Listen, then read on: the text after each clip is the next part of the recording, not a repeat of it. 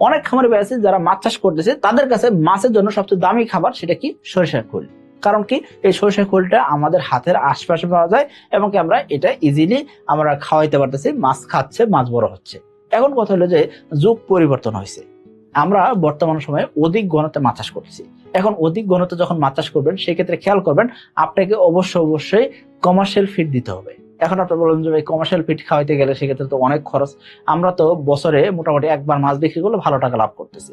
দেখেন, আপনি একটা পুকুরকে একবার ব্যবহার করে আপনি কি করলেন, মোটামুটি একটা রেজাল্ট নিয়ে আসলেন। কিন্তু পার্শ্ববর্তী একজন খামারি ভাই, উনি কি করতেছেন, প্রতি 4 মাস বা 5 মাস পর পর মাছ বিক্রি করতেছেন, এবং উনি কি করতেছেন, বছর 2 থেকে 4 বার পর্যন্ত মাছ বিক্রি করতেছেন, আর আপনি একবার বিক্রি করতেছেন। এবং ওই খামারি ভাই একবারে যে লাভ করতেছে তার অর্ধেক লাভও আপনি করেন নাই। কারণ কি, আপনি ইনভেস্টমেন্ট কম করছেন, কিন্তু উনি ইনভেস্টমেন্ট বেশি করছে, ঠিক আছে, কিন্তু উনি লাভও বেশি পাইতেছে, আবার বছরে কয়েকবার মাছ বিক্রি করতে পারতেছেন। এই জন্য বলবো আপনাকে, আপনি অবশ্যই কমার্শিয়াল ফিড মাছটা খাওয়াবেন, এতে করে মাছের গ্রোথ ভালো আসবে। আপনি সরিষার খোল খাওয়াবেন, সেক্ষেত্রে সরিষার খোল দিলে একবেলা খাওয়ালেন, সেক্ষেত্রে খাদ্য খরচ কমলো, কিন্তু মাছের কাঙ্ক্ষিত রেজাল্ট পাইতে গেলে আপনাকে অবশ্যই কমার্শিয়াল ফিড দিতে হবে। সেক্ষেত্রে আপনি চাইলে কমার্শিয়াল ফিড যেরকম করে উপাদান দিয়ে খাবার বানায়, সেই খাবারগুলো আপনি বানাই নিয়েও কিন্তু খাওয়াতে পারেন। অর্থাৎ বিভিন্ন ধরনের খাদ্য উপাদান মিশ্রিত করে আপনি নিজে হাতে বানানো খাবার তৈরি করে নিলেন, অথবা পিলেট বানিয়ে নিলেন, সেক্ষেত্রে কিন্তু মাছের জন্য ভালো একটা খাবার তৈরি হলো।